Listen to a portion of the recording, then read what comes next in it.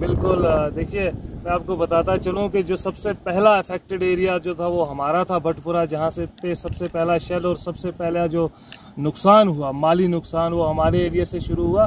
मैं आपको एक बात बता दूं कि 5-6 फैमिलीज जो थी वो वहाँ पे अफेक्टेड थी और उनके पास कोई आशियाना नहीं था, कोई खाने पीने की जगह नहीं थी।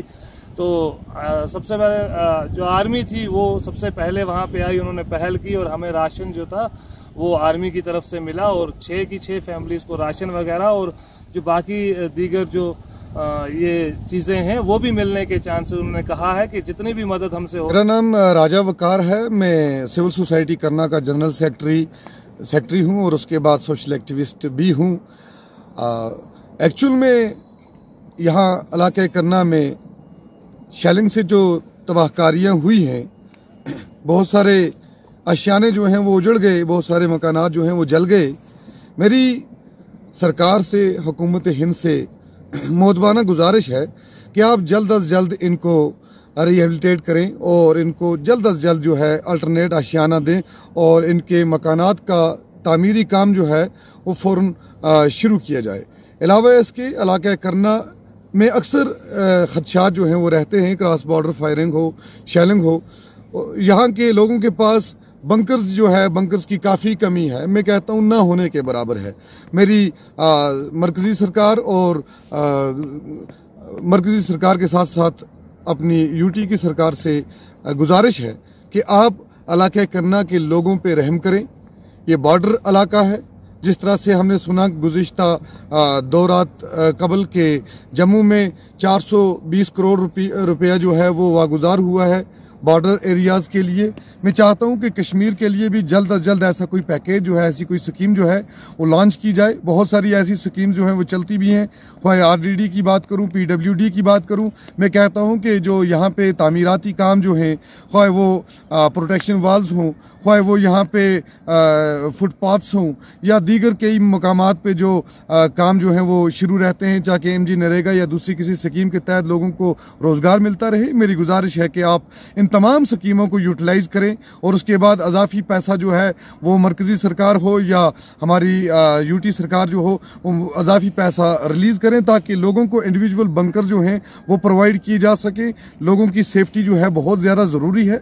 इसके अलावा हमने इस वक्त भी देखा कि ये जो यहाँ पे जो लोग जो हैं बेघर हुए हैं, जिनके मकान मुकम्मल तौर पर खाक हो चुके हैं, मुकम्मल तौर पर गिर चुके हैं, हमने देखा कि किस तरह से यहाँ पर रियासत से मुख्तलिफ बहुत अलग अलग पार्टियों से ताल्लुक़ रखने वाले लीडरान हजरात ने भी यहाँ पे आकर के मुआयना किया। हालांकि उनकी तरफ से अभी वाज़िया कोई स्टेटमेंट नहीं आई है कि वो इनके साथ कौन सा मामला करने वाले हैं या कितना इनको अमाउंट देने वाले हैं।